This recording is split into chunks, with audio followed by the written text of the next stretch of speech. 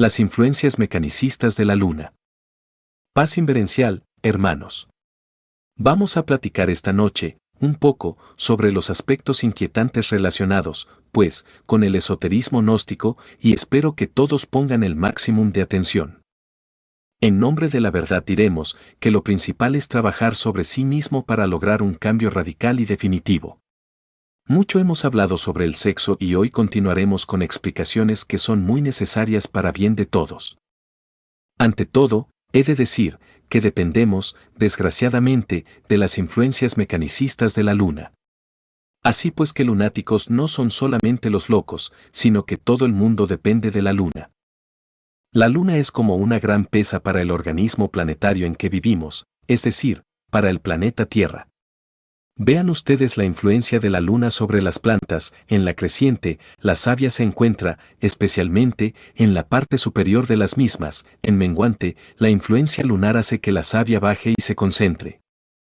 Muy específicamente, en la parte inferior del tronco y raíces. Antiguamente los agricultores cortaban las maderas, especialmente en la creciente, y sembraban en menguante, obteniéndose maderas maravillosas que duraban siglos enteros. Ahora se han olvidado las gentes de la influencia lunar y cortan las maderas en menguante y siembran en creciente, dando por resultado maderas que muy pronto se echan a perder. Las gentes, por ejemplo, nacidas bajo el signo de Cáncer, muy especialmente, cambian su carácter de acuerdo con las influencias de la Luna. La Luna produce las altas y bajas mareas, regula el proceso de ovulación en los ovarios del sexo femenino, dirige la concepción de todas las criaturas, etc. No podría realizarse en verdad ninguna concepción sin la influencia lunar.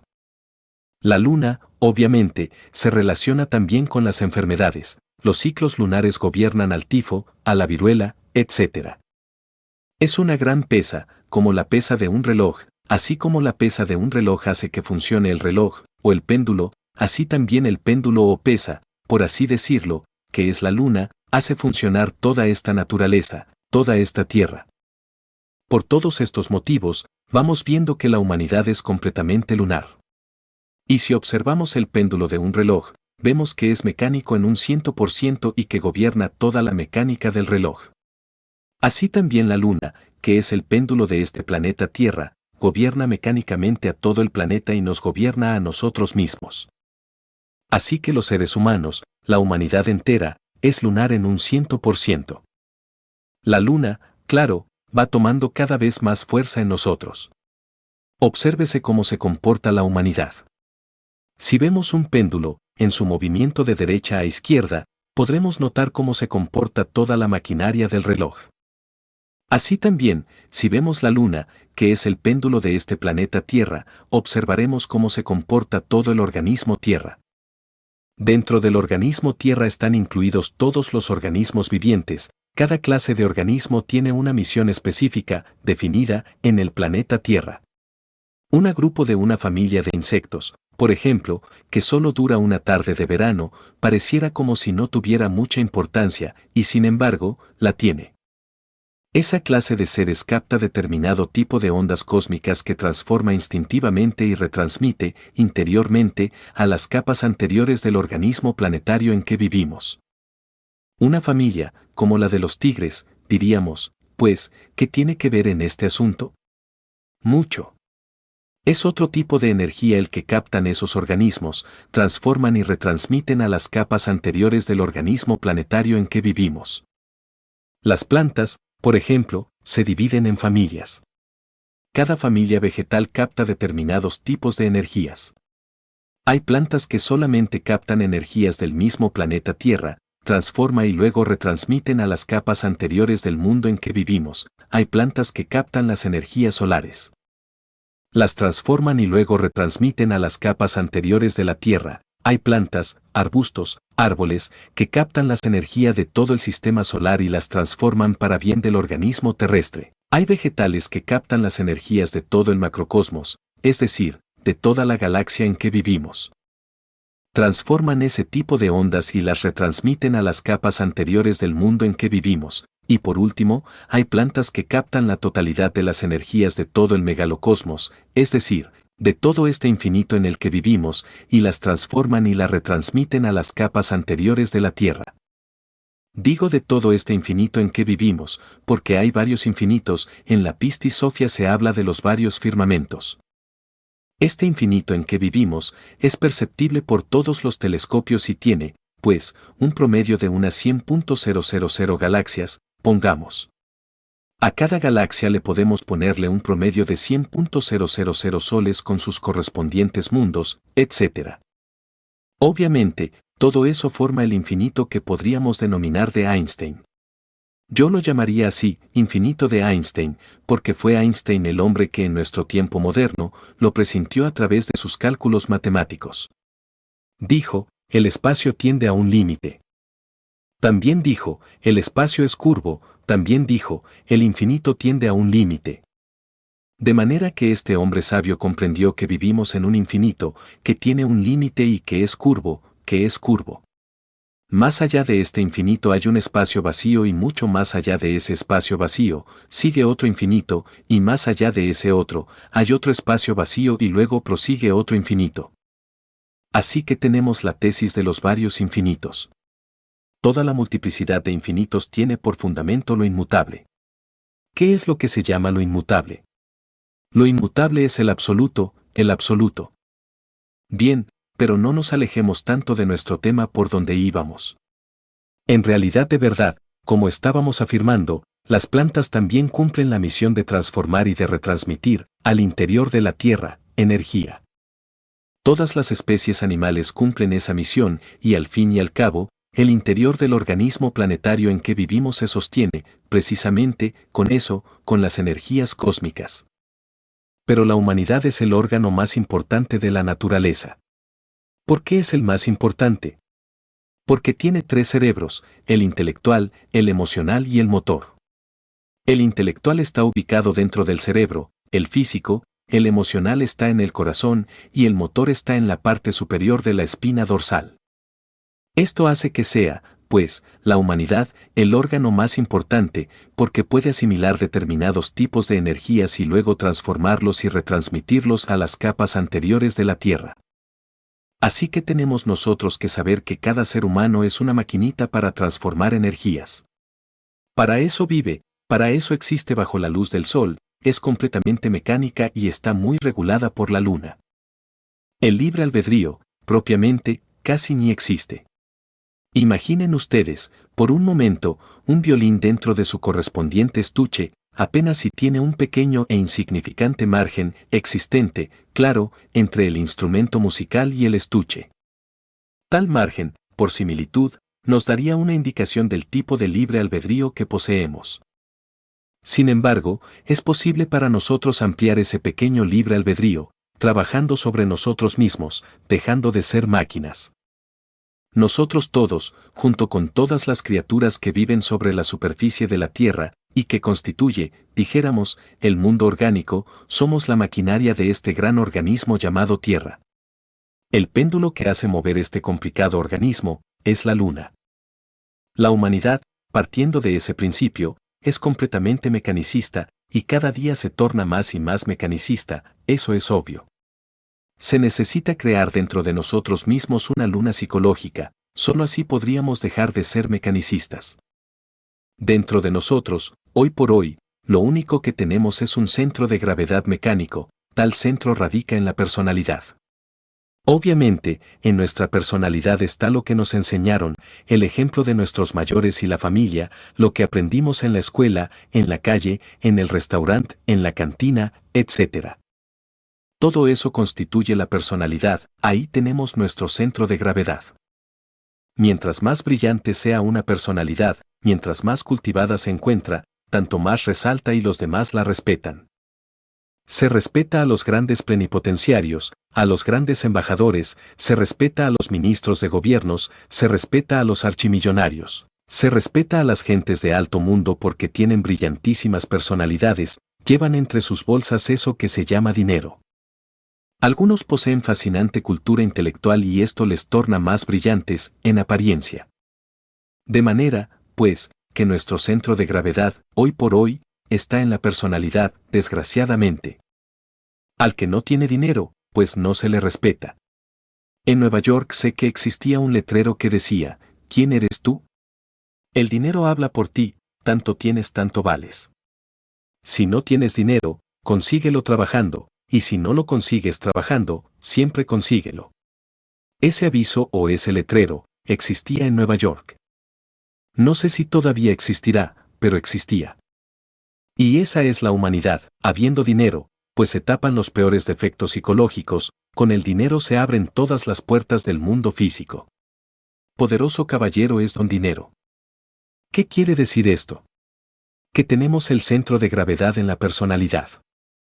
Si una persona no tiene mucho dinero, si es pobre, si vive por ahí, en una casita humilde y anda mal vestida, pues todo el mundo la mira ni la miran, a una persona así, ni la miran, sencillamente, no existe para los poderosos. ¿Por qué? Porque ellos tienen su centro de gravedad en la personalidad, y si otros tienen un centro de gravedad muy pequeño, muy débil, ni se les toma en cuenta. Esto significa que hay centros de gravedad más fuertes que otros. No es lo mismo el centro de gravedad de la personalidad, por ejemplo de un Ford, el presidente de los Estados Unidos, que el centro de gravedad que pudiera tener, por ejemplo, un humilde trabajador de pico y pala. Mientras más fuerte sea el centro de gravedad de la personalidad, pues, más se le respeta, eso es claro. Pero ese centro de gravedad es mecánico completamente. Necesitamos crear un nuevo centro de gravedad, pero no mecánico sino consciente. ¿Es posible crearlo? Sí, es posible. Si lo creamos, pasaríamos del centro de gravedad mecánico al centro de gravedad consciente. Pero no se puede pasar del centro de gravedad mecánico al centro de gravedad consciente así porque sí hay que trabajar sobre sí mismos. Ante todo debemos distinguir entre la personalidad y la falsa personalidad. La personalidad normal debe de existir, claro está que sí, ese es el vehículo de manifestación que tenemos, pero otra cosa es la falsa personalidad. Si queremos crear en nosotros el centro de gravedad consciente, pues hay que eliminar ante todo, de nosotros mismos, los elementos indeseables del engreimiento, del orgullo, la vanidad, del egoísmo, del amor propio, de los celos, etc. Solo eliminando esos elementos psicológicos citados, podemos entonces crear, en nuestra constitución íntima, es decir, en nuestra esencia interior, el centro de gravedad consciente, es decir, la luna psicológica. La luna psicológica es el centro de gravedad consciente. Quien logre crear dentro de sí mismo una luna psicológica, indubitablemente, se liberará de las influencias mecánicas de la luna que gira alrededor de la Tierra. Para liberarnos, pues, de esa influencia mecanicista que nos viene de allá arriba, de la luna física, necesitamos crear en sí mismos, dentro de nosotros mismos, la luna psicológica, es decir, el centro de gravedad consciente. A diferencia del centro de gravedad mecánico, que está ubicado en la personalidad, el centro de gravedad consciente queda de verdad ubicado en la esencia, en la conciencia, en la parte anímica. He ahí la diferencia. Ahora, eliminar los agregados psíquicos del orgullo, la vanidad, engreimiento, celos, ira, amor propio, egoísmo, implica un trabajo bastante fuerte. Pues, estos agregados, obviamente, gozan de cierta autoindependencia, podríamos decir que son criaturas psicológicas o gentes psicológicas existentes en el fondo de nosotros mismos y que controlan a la personalidad. Dentro de tales entidades está embotellada la esencia, la conciencia. Si queremos desintegrar esos defectos, esos agregados psicológicos, necesitamos comprenderlos, y si queremos comprenderlos, debemos primero descubrirlos. En la vida práctica, nosotros necesitamos vivir en estado de alerta percepción, alerta novedad, si es que queremos eliminar los agregados psíquicos indeseables que en nuestro interior cargamos. En relación con nuestros amigos, en la calle, en la plaza pública, en el templo, etc. Los defectos que llevamos escondidos afloran espontáneamente, y si estamos alertas y vigilantes, como el vigía en época de guerra, entonces los vemos. Defecto descubierto debe ser analizado, comprendido, totalmente, a través de la meditación interior profunda. Cuando uno ha comprendido que tiene tal o cual defecto de tipo psicológico, obviamente debe desintegrarlo. Es posible desintegrarlo si apelamos a una fuerza que sea superior a la mente. La mente, por sí misma, no puede alterar fundamentalmente ningún defecto. Puede pasarlo de un nivel a otro, puede esconderlo de sí misma y de los demás, puede rotularlo con distintos nombres, puede justificarlo o condenarlo, pero nunca erradicarlo de sí misma. Para poder eliminar este o aquel defecto descubierto, necesitamos de un poder que sea superior a la mente. Afortunadamente, ese poder existe. Quiero referirme, en forma enfática, al Kundalini o a la Kundalini, la serpiente ígnea de nuestros mágicos poderes. Es un fuego serpentino, anular, enroscado en forma de culebra dentro del centro magnético del coxis. Cuando ese fuego despierta, sube avasalladoramente a lo largo del canal medular espinal, despertando centros, poderes, etc., nos transforma totalmente. No hay duda que el advenimiento del fuego es el acontecimiento más grandioso que un hombre en la vida puede tener. A esa serpiente ascendente se le denomina Kundalini. Si nosotros nos concentramos en esa víbora sagrada y le suplicamos que elimine o desintegre el defecto que nosotros, en cuestión, hemos descubierto, pueden estar ustedes seguros que ella así lo hará. Aquel agregado que personifica al defecto será reducido a polvareda cósmica. Uno puede desintegrar cualquier defecto, ya en meditación profunda, estando solo, o ya cuando se encuentra trabajando en la novena esfera, los solteros, estando solos, los casados, cuando están trabajando en la novena esfera. Incuestionablemente, los solteros, en sus trabajos, pueden eliminar un 25 o un 30% de la totalidad de elementos indeseables que se cargan en el interior. Los casados pueden ir más lejos, pueden, mediante la fuerza eléctrica sexual y con la ayuda de Devi Kundalini Sakti, aniquilar el 100% de los defectos de tipo psicológico. Así que vale la pena que reflexionemos en ese punto, que es importantísimo. Cualquier pareja de casados, gnósticos esoteristas, en plena cópula química o metafísica, pueden invocar a Devi Kundalini y serán asistidos. Si se le suplicase a la serpiente ígnea de nuestros mágicos poderes eliminase tal o cual error psicológico, si tal súplica fuese, en realidad, en plena cópula metafísica, la ayuda no se haría esperar y la desintegración del agregado psíquico en cuestión sería un hecho concreto, claro y definitivo. Así pues, mis amigos, conviene que reflexionemos profundamente en todas estas cosas. Si conseguimos eliminar esos yous pesados de 96 leyes que constituyen la falsa personalidad, crearemos un centro de gravedad consciente en el fondo de la esencia, saldremos, pues, del estado de mecanicidad lunar y pasaremos al estado consciente. Empero, el paso del centro de gravedad mecánico al centro de gravedad consciente implica trabajos intencionales y padecimientos voluntarios sobre sí mismos, aquí y ahora. Les estoy dando la clave, pues, para dejar de ser ustedes máquinas, porque, hoy por hoy, pueden estar ustedes absolutamente seguros de que son máquinas. Todas las energías que vienen de los planetas del sistema solar no podrían entrar al interior de la Tierra en forma directa y si entraran, pues, incuestionablemente no podrían realizar nada, no podrían originar ningún proceso orgánico, no podrían sostener, pues, la economía del planeta Tierra. Para que las ondas vitales que vienen de los mundos que nos rodean puedan jugar su papel económico vital en el interior del mundo, se necesitan canales capaces de transformar tales ondas. Esas fuerzas necesitan adaptarse al interior del planeta Tierra, esas fuerzas necesitan transformarse, acomodarse al interior de nuestro mundo. Si esas fuerzas cósmicas que vienen de los mundos no pasasen por canales de transformación, no cumplirían, en el interior del planeta Tierra, su misión.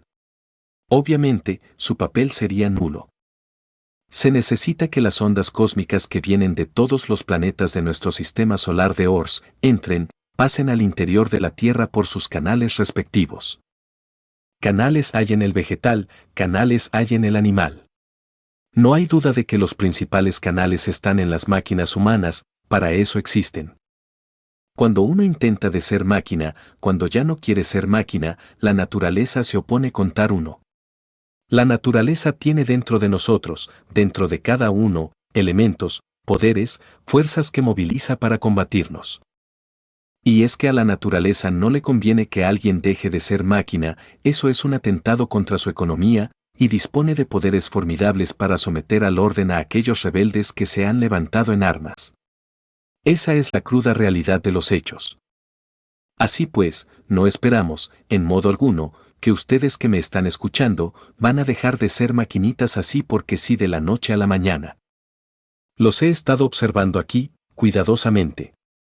Obviamente, ustedes están para escucharme y yo estoy para hablarles, pero veo, aquí mismo, en la exposición, cómo trabaja la naturaleza para tratar de someterlos a ustedes al orden.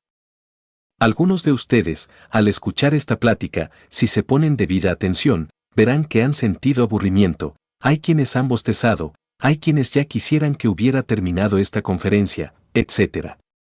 De todo eso se vale la naturaleza, esas son las armas que ella usa para evitar que alguien deje de ser maquinita. Ustedes son máquinas. Pueden que no les guste, tal vez piensen que yo los estoy insultando. No, palabra que no los estoy insultando, lo que les estoy diciendo a ustedes, se lo aplico a toda la humanidad. Dejarán de ser máquinas, ustedes, el día en que ustedes se levanten en armas contra la naturaleza, contra el cosmos, contra sí mismos, contra todo y contra todos. Cuando eso sea, pues, hay una posibilidad de que dejen de ser máquinas, si es que no sucumben, porque la naturaleza no va a descuidar la guardia así porque sí, eso es un atentado contra la economía de la naturaleza, eso es obvio. Así, lo que primero necesitamos es crear una luna psicológica, si es que queremos independizarnos de esa luna pálida que gira alrededor de la Tierra, que nos chupa las energías, que nos ha convertido en criaturas mecánicas, porque todos los seres humanos son lunares y se mueven en la atmósfera psicológica de la luna. Eso es triste, pero verdadero.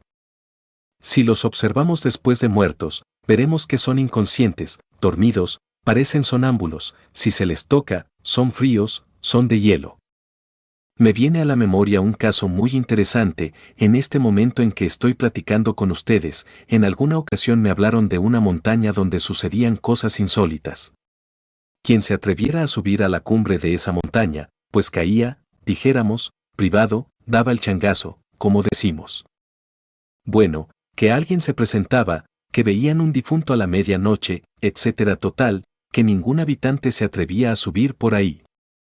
Me dije a mí mismo, bueno, esto si no es conmigo, voy a ver qué es lo que está pasando.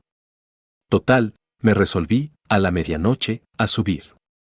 Cuando llegué a la cumbre, allá, de la montaña, dije, bueno, vamos a ver ahora qué es lo que pasa, porque la gente cae aquí privada y los encuentran al otro día como muertos, tienen que alarles la lengua y echarles agua, ¿y todo? A ver, ¿qué está pasando? Bueno, miré a ver qué había allá sobre la cumbre. Sí, vi un hombre. Pasé cerca del hombre, y me quedé mirándolo a ver qué, no respiraba, estaba de pie, tenía un pantalón así, de color gris, una camisa blanca, pálido, completamente pálido y no respiraba. Y me dije a mí mismo, cuate, ¿qué es lo que hace acá? Este es el que le hace dar el changazo a todos, pues conmigo sí que no va a poder. Por si la moscas yo me había puesto, no una pistola al cinto, sino un humilde machetito de trabajador de pico y pala. No tuve necesidad de sacar el machete aquel, no fue necesario. Me miraba el hombre, tenía ojos como de sonámbulo. Puedo asegurarles que no estaba por ahí drogando ni mucho menos, ¿no?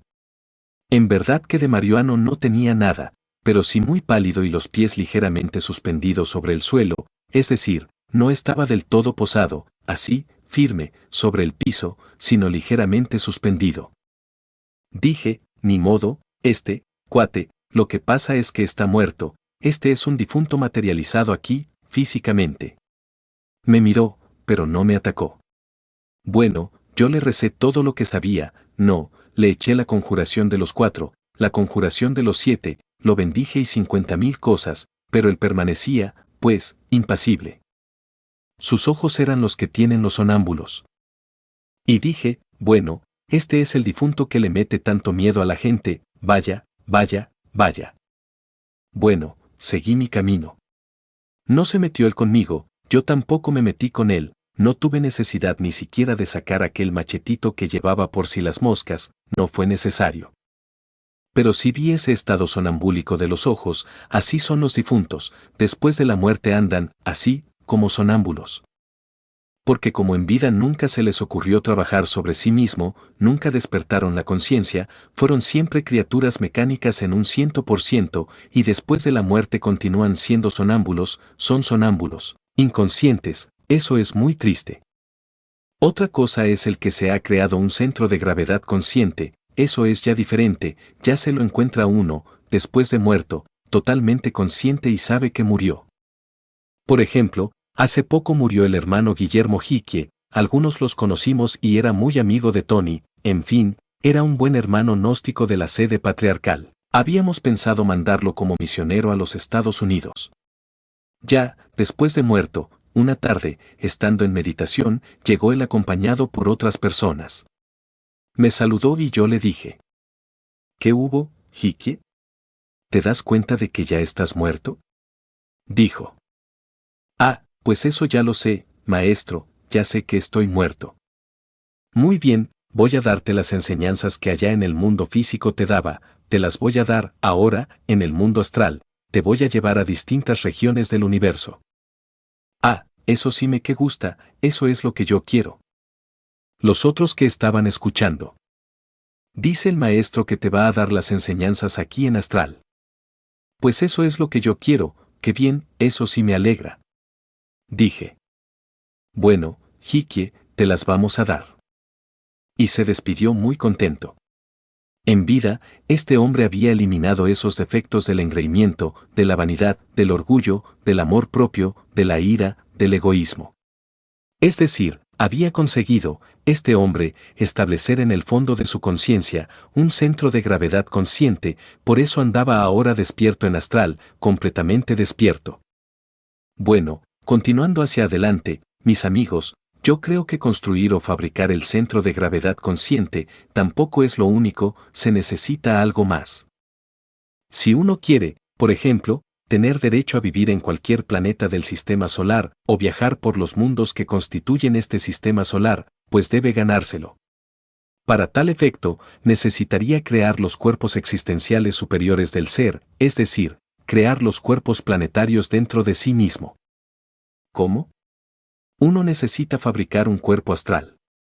Cuando fabrica un cuerpo astral, sabe que lo tiene porque puede usarlo, como puede usar las manos, los pies. Pero para fabricar el cuerpo astral se necesita, forzosamente, bajar a la novena esfera. ¿Cuál es la novena esfera? Bueno, creo que la mayor parte de los que están aquí ya han estudiado la gnosis, ¿no? Si hay alguno nuevo, que no lo sé, pues, en ese caso, pues tendrá que aprender lo que se va a enseñar. La novena esfera es el sexo, la novena esfera se corresponde con el sexo del centro de la Tierra. En el centro de la Tierra hay un santo 8, colocado en forma horizontal y de oro puro. Allí está el cerebro, corazón y sexo del genio planetario. Todas las fuerzas que fluyen en este planeta Tierra están organizadas de acuerdo con el santo 8. En el ser humano tenemos cerebro, corazón y sexo. La lucha es terrible, cerebro contra sexo, sexo contra cerebro, eso es obvio. Si el sexo vence al cerebro, entonces la estrella de 5 puntas, que es el ser humano, cae de cabeza hacia abajo, con los ángulos inferiores hacia arriba y el ángulo superior hacia abajo. Pero si somos capaces de transmutar la energía sexual en la novena esfera, entonces la estrella de 5 puntas estará en orden, con el ángulo superior hacia arriba y los dos ángulos inferiores hacia abajo. Por cierto, que se nos ha dicho que cuando una mujer se desposa con un hombre que no le corresponde, que no le pertenece por ley, se conoce porque el día de la boda aparece calva, es decir, no se le ve su cabello, está muy cubierto, lo ha tapado inconscientemente. Y cuando un hombre adultera, cuando le es infiel a la esposa, aparece una marca, la estrella de 5 puntas aparece invertida, resplandece fatalmente, es una estrella fatal. Son datos muy interesantes, muy importantes, que debemos conocer. Quiero decirles, pues, que si uno transmuta el esperma sagrado, puede darse el lujo de crear los cuerpos existenciales superiores del ser. Pero se necesita transmutar el esperma sagrado en energía para crear los cuerpos existenciales superiores del ser.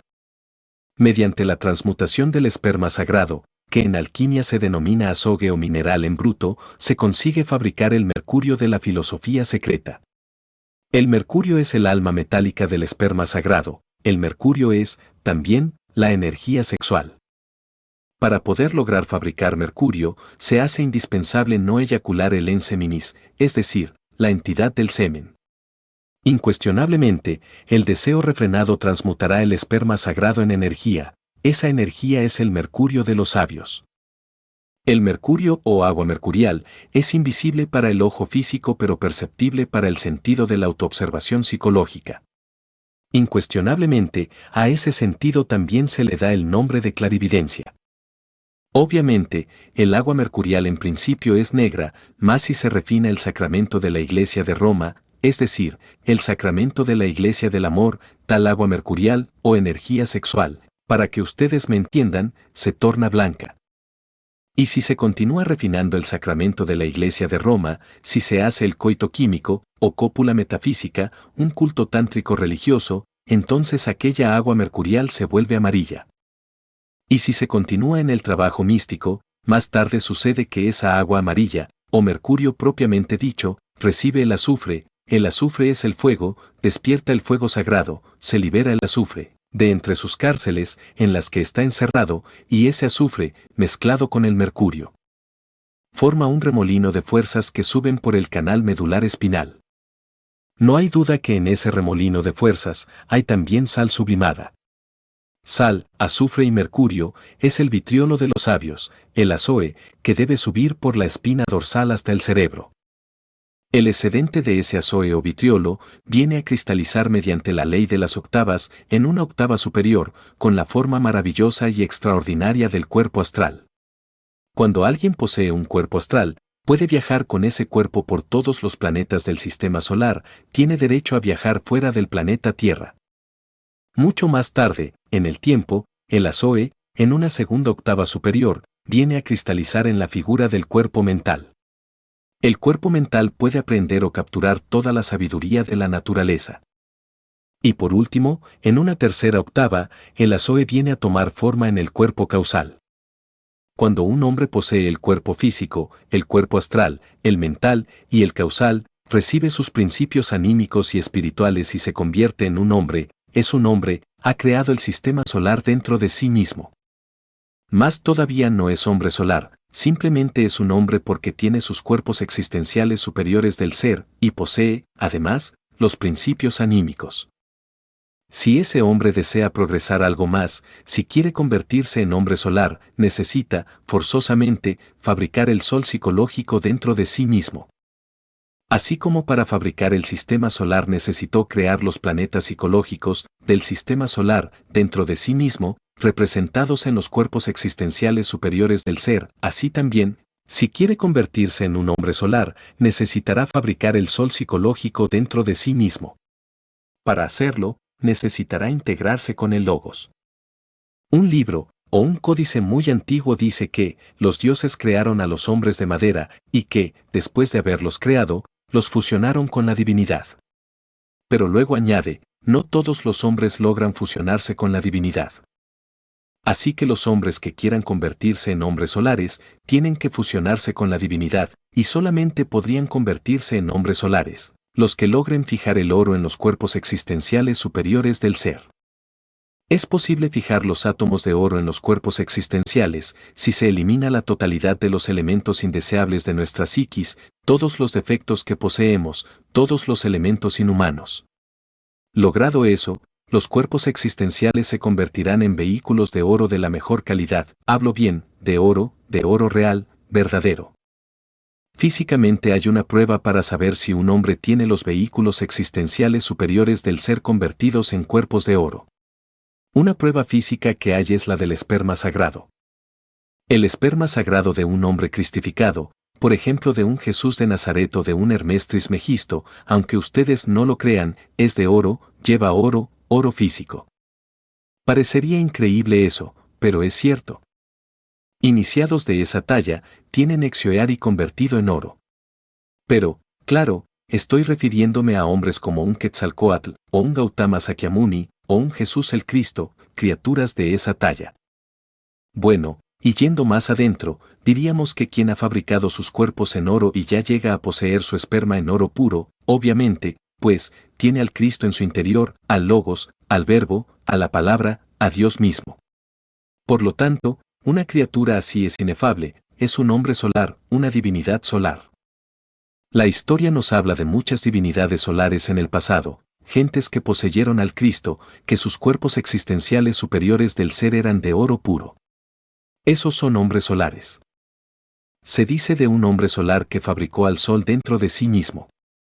Pero si un hombre, común y corriente, pero que tiene los cuerpos existenciales superiores del ser formados, quiere convertirse en un hombre solar, no le queda más remedio que volver a bajar a la novena esfera, para fabricar el oro en sus cuerpos.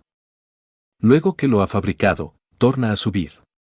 Y con justa razón dijo Hermes Trismegisto, sube de la tierra al cielo y de nuevo vuelve a bajar, y así tendrás los poderes de arriba y los de abajo, penetrarás en toda cosa sutil y vencerás a toda cosa densa. Allí está la clave de todo poder. Y si un hombre solar, por ejemplo, quiere convertirse en un hombre galáctico, ¿qué debería hacer? Obviamente, tendría necesidad de fabricar la galaxia psicológica en que vivimos, pero fabricarla dentro de sí mismo, y para el efecto le tocaría volver a bajar a la novena esfera, a trabajar en la fragua encendida de Vulcano, y allí, en esa fragua, fabricaría la galaxia psicológica que le daría derecho a vivir en toda la galaxia, que le permitiría tomar cuerpo en la capital de la galaxia, que se llama Sirio. Alrededor de Sirio giran millones de constelaciones. Se nos había dicho que 18 millones, pero los cálculos últimos dicen que son muchas más, miles de millones de constelaciones. Es enorme esta galaxia. La capital de luz de toda esta galaxia es el gran sol central Sirio. Alrededor, por cierto, del planeta Sirio, gira una luna 5.000 veces más densa que el plomo. Si de Sirio viene toda la energía, para los supracielos de todos los mundos y los soles de la galaxia, no hay duda de que de esa luna que gira alrededor de Sirio, 5.000 veces más densa que el plomo más denso, viene la energía para todos los infrainfiernos de la galaxia. ¿Tomar cuerpo en Sirio? Eso es para dioses, en Sirio no se le da cuerpo sino a dioses. Y esto quiere decir que los habitantes de Sirio, todos son dioses. Sus cuerpos son relativamente pequeños, no alcanzan ni 1 metro de estatura, o cuando mucho 1 metro, delgaditos ellos, tienen todas sus facultades encendidas, abiertas, unidos con su Dios.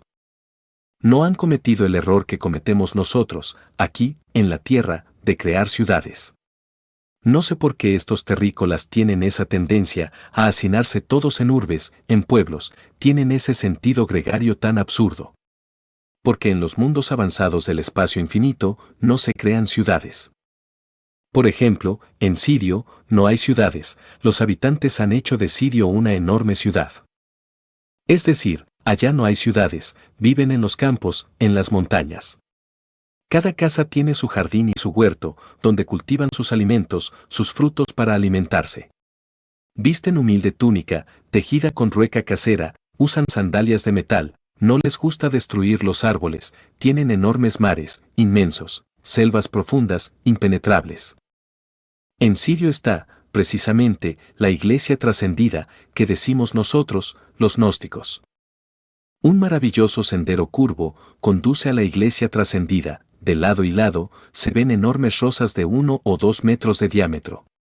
Dentro del templo reina una frescura deliciosa, las baldosas del templo son todas de blanco y negro, para representar la lucha entre el espíritu y la materia.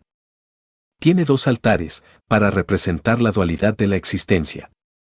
Se reúnen en Sirio, constantemente, en determinadas épocas, gurús o criaturas inefables de todo el cosmos, para celebrar esto que nosotros llamamos la Semana Santa, es decir, para revivir el drama cósmico.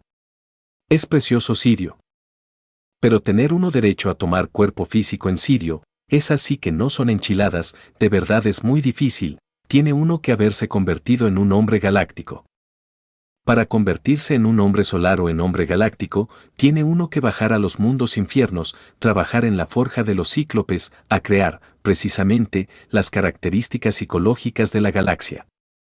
Si las crea, se gana el derecho, pues, a tomar cuerpo en Sirio. Lindo porvenir les aguarda, si ustedes quieren seguirlo. Yo les estoy mostrando el camino.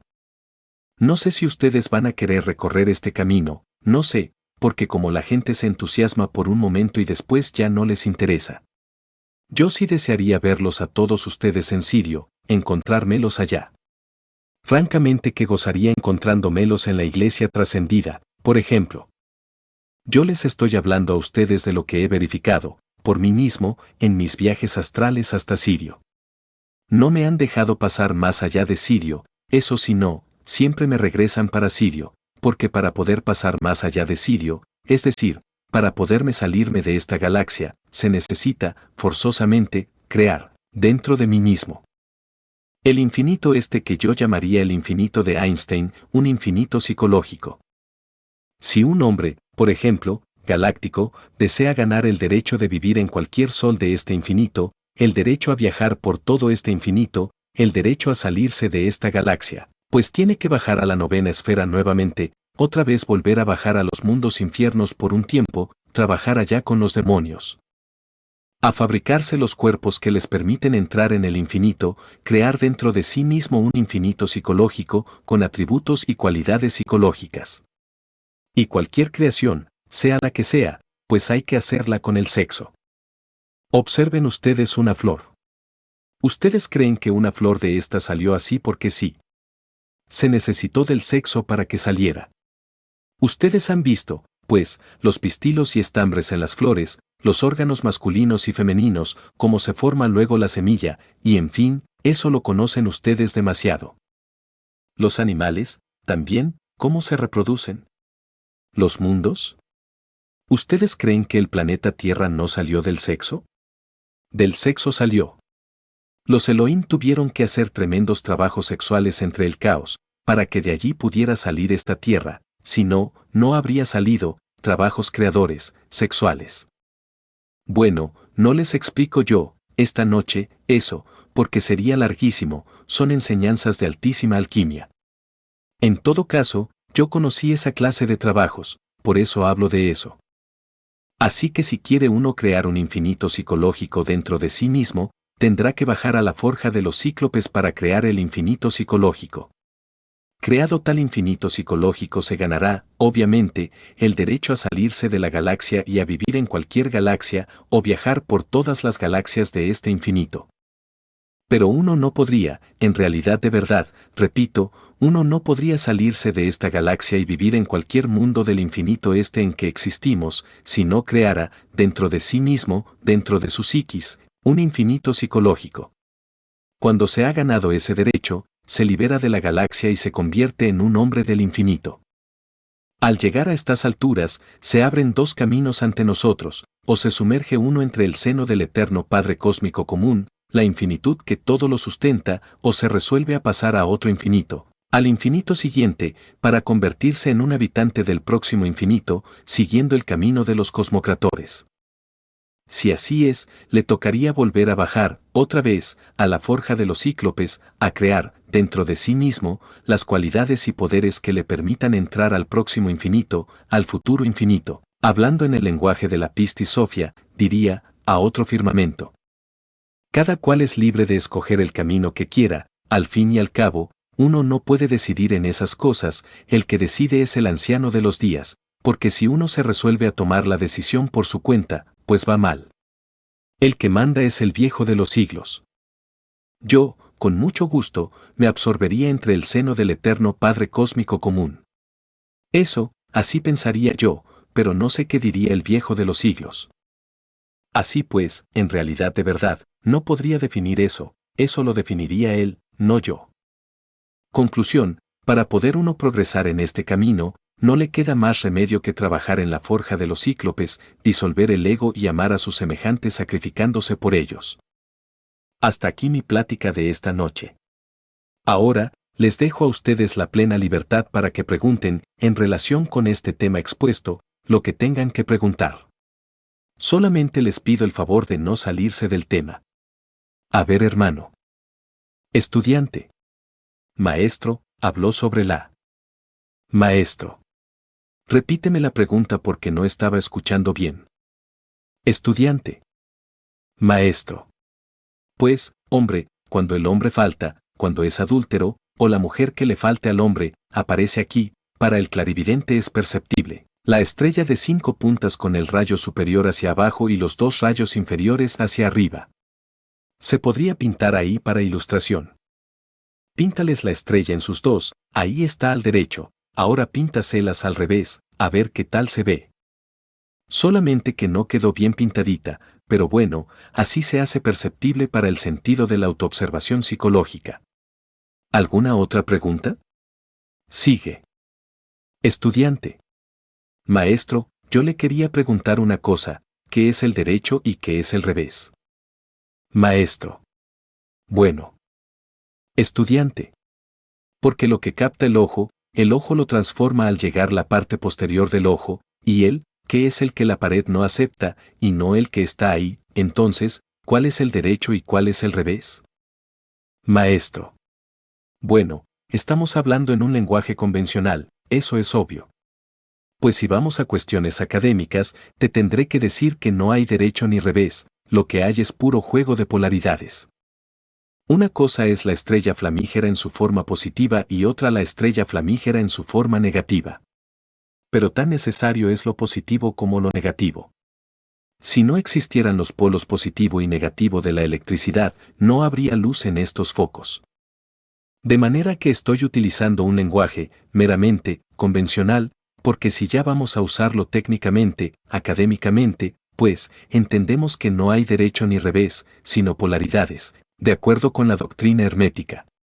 A ver, ¿alguna otra pregunta? Sí, habla. Estudiante. Esotéricamente, la estrella, ¿qué quiere decir? Maestro. Pues, las 5 impresiones de que nos habla la Pistis Sophia. Indudablemente, en estas 5 impresiones está representado el hombre, si tú te pones de pie, con los brazos a derecha e izquierda, las piernas abiertas tienes la estrella de las 5 puntas. Ahora, en forma negativa ya cambia la cosa. Es, dijéramos, la inversión del orden intelectual, indica la magia negra, etc. Estudiante. Maestro. Bueno, ¿me estás hablando de la estrella de 5 puntas o del cubo de las 6 caras? Estudiante. Maestro. La piedra cúbica, mejor dicho, de 6 caras. La piedra cúbica de 6 caras, por ejemplo, es la piedra filosofal, ¿no? Tiene 4 caras que apuntan en las 4 direcciones y una cara hacia arriba y otra hacia abajo, es la piedra cúbica de 6 caras. Pero si hablamos de la estrella, es de la estrella, indica, claramente, al hombre, un hombre autorrealizado es una estrella flamígera perfecta y resplandece. Esas son las 5 impresiones de que habla la Pistis Sophia. Con esas 5 impresiones de la Pistis Sophia están relacionados los 5 auxiliares. Esos 5 auxiliares son los 5 genios, Gabriel, Rafael, Uriel, Michael, Samael, son los 5, no, Luna, Mercurio, Venus, Sol, Marte, los 5 auxiliares. Esos 5 auxiliares están representados en 5 partes del ser que existen dentro del hombre. También esa estrella representa a los 5 árboles o 5 órdenes de señores del karma, ¿entendido? Ahora, desde otro punto, desde el punto de vista mágico, la estrella representaría los encantos mágicos, los estados de giñas, el esoterismo, el ocultismo trascendental, sí. Bueno, ¿alguna otra pregunta, hermanos? Dime. Estudiante. ¿Cómo desaparece la estrella invertida? Maestro. ¿Cómo va desapareciendo, en el adúltero, en el que la tiene aquí? Pues, disolviendo los yos del adulterio y pagando el karma correspondiente. Porque, incuestionablemente, toda clase de pecados serán perdonados, menos el pecado contra el Espíritu Santo, el sexo, que es la fuerza del Espíritu Santo, cualquier delito contra el Espíritu Santo, no es perdonado. Uno puede negociar su karma con los señores de la ley, o puede también ser perdonado, pero el karma, o sea, los crímenes contra el Espíritu Santo, no son negociables ni perdonables, tienen que pagarse. ¿Alguna otra pregunta, hermanos? A ver. Estudiante. En todo este proceso que nos acaba de explicar, ¿se puede hacer en una sola de nuestras vidas, en una sola existencia? Maestro. Obviamente que sí. Un retorno o una reencarnación muy bien aprovechada, pues, puede utilizarse para eso, y se puede hacer el trabajo en una sola existencia bien aprovechada, se puede, perfectamente bien, pero bien aprovechada hasta el máximo, y se puede lograr todo. Inclusive, puede uno lograr convertirse en un hombre infinito en una sola existencia, si la aprovecha debidamente, si se dedica nada más que a eso, exclusivamente a eso. ¿Alguna otra palabra, hermanos? Habla. Estudiante. Perdón, maestro, como todo lo que es superior se manifiesta aquí, que me van directamente al intelecto. Pero, una manifestación de algo, de proyección limitada hacia abajo o hacia arriba, pero que no. Un ingeniero construye un edificio pequeño, cuando el sol de en ese edificio pequeño, su sombra es pequeña, pero entre más grande es el edificio, más grande es la sombra que proyecta. Entonces, existe una dualidad ante la cual el intelectualismo se me pega, diciéndome a mí que no hay que estar ni en el blanco ni en el negro, sino ser el punto céntrico de los dos. Maestro. Bueno, entonces parece que tú has olvidado las 4 operaciones aritméticas del razonamiento: afirmación, negación, discusión, solución. Así pues, que no hay que olvidar esas 4 operaciones aritméticas. En cuanto a la ley de los opuestos, toda cosa es y no es al mismo tiempo, toda verdad es verdad a medias, toda verdad es medio error, los extremos se tocan. ¿No ves que estamos dentro del mundo de la relatividad de Einstein? Ahora, si tú quieres salir de este mundo de la relatividad de Einstein, indubitablemente, tú vas a necesitar crear al hombre solar dentro de ti mismo. Si tú creas al hombre solar dentro de ti mismo, incuestionablemente, te escapas del dualismo ese que vive en incesante antítesis, pasas más allá del bien y del mal, te liberas de las potencias del bien y del mal.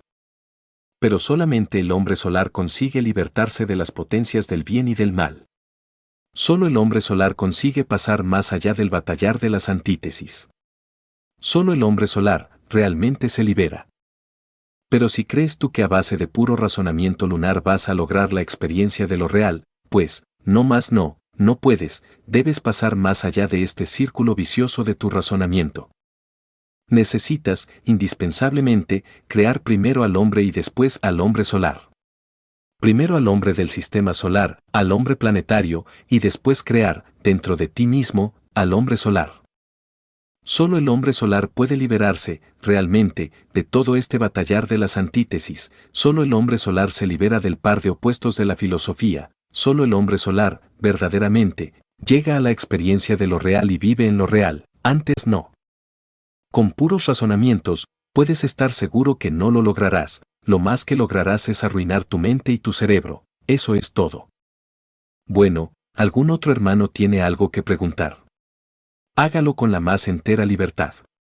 Sí. Estudiante. Maestro, entonces, bueno, me viene así, a la imaginación, que en un mundo así, ya más avanzado, opera otro tipo de lógica trascendental, más arriba de la nuestra lógica de dualidades y de silogismos, y de pensamientos circulares. Maestro. Bueno, aquí estás tú en el planeta Tierra, ¿sabes? Aquí, lo único que tenemos, por estos lados, es la lógica formal, que es muy reaccionaria, entre paréntesis, la lógica dialéctica es un poquito más revolucionaria, pero hay un tercer tipo de lógica que sí es superior, es aceptable. Me refiero al Tertium Organum, al tercer canon del pensamiento. Si quieres conocer ese tercer tipo de lógica, te aconsejo estudiar el Tertium Organum de Ouspensky, ahí encontrarás la lógica superior, que te permitirá, pues, avanzar un poco más dentro del terreno de la mente. Pero, en mundos más avanzados, realmente, no hay necesidad de pasar por todas estas jergas, en mundos más avanzados las gentes están gobernadas por la intuición, es intuitiva. No olvidemos que la intuición es la flor de la inteligencia. Pero, para que la intuición, de verdad, se manifieste en un ser humano, se necesita la eliminación absoluta del ego, reducir a cenizas, a polvareda cósmica el ego animal, solo así, realmente, puede desarrollarse la intuición con toda euforia y manifestarse con esplendidez extraordinaria, convertirse, dijéramos así, en el fundamento de la vida diaria. Los terrícolas son muy razonativos, ustedes dirán, ¿por qué no dice usted, que ustedes también, no? No, en realidad de verdad, pues, aunque yo tenga un cuerpo físico, aquí, terrícola, realmente no soy terrícola, realmente soy del planeta Marte, me metí en este cuerpo para hablarles a ustedes, pero no soy terrícola, por eso digo. Los terrícolas, porque no lo soy. En este planeta soy un visitante, originalmente vine de mi mundo, que es Marte. Me he quedado aquí ayudando a la humanidad, seguiré con la humanidad hasta que el Padre me vuelva a llevar otra vez para Marte, y eso es todo. Bueno, ¿hay algún otro que quiera hablar? Sí. A ver, habla hermano. Estudiante. Digo, desgraciadamente las preguntas son necesarias. Maestro. Bueno, ¿por qué dices desgraciadamente? Recuérdate que Parsifal no llegó a ser rey del Grial, porque no preguntó el porqué de los dolores de Amfortas.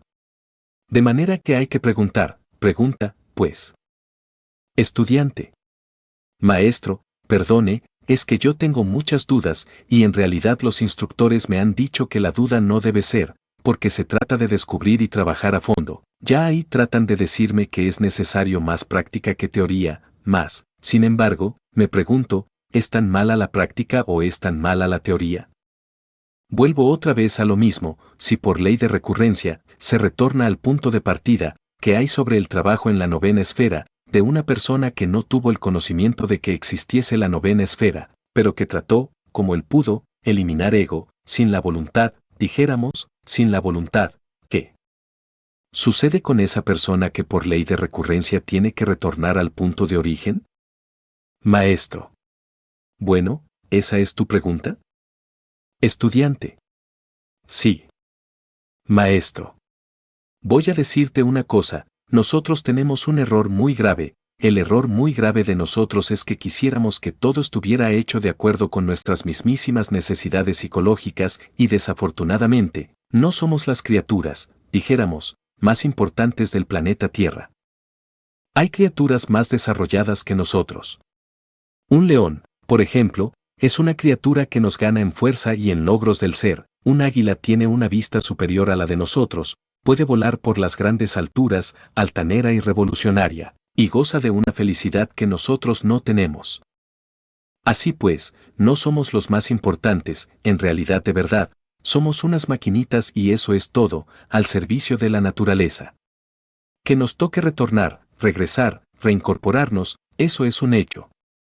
Si alguien trabajó, hasta cierto punto, en la disolución del yo, pero nada más, y luego retorna, pues, se torna un poquito más consciente, puesto que disolvió algunos yous, incuestionablemente, vuelve un poquito más consciente, y si además fabricó, pues, un centro de gravedad consciente, fabricó su luna psicológica o su centro magnético específico, en la nueva existencia, en el nuevo retorno, en la nueva personalidad, atraerá hacia sí, por ley de imantación universal, aquellos conocimientos, aquellos libros, aquellos instructores que necesita y continuará su camino trabajando sobre sí mismo.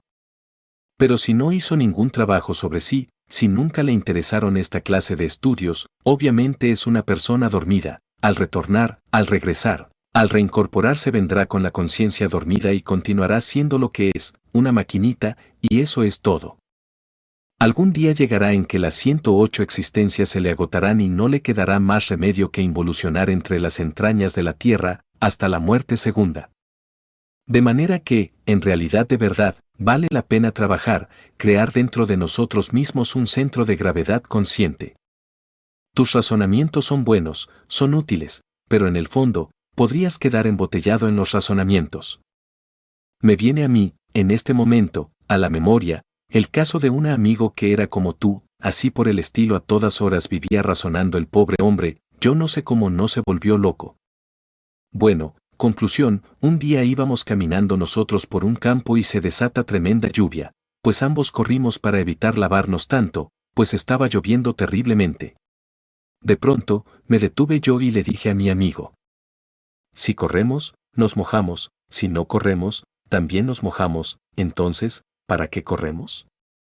Y mi amigo, que era tremendamente razonativo, respondió: si corremos, nos mojamos menos, de acuerdo con las leyes de tiempo, espacio y movimiento que están muy bien expuestas en la teoría de la relatividad de Einstein. Le dije: A ti lo que te pasa es que caes en exceso de razonamiento. Y entonces me dice, ¿y cuándo hay exceso de razonamiento? Le dije, cuando se cae en un círculo vicioso.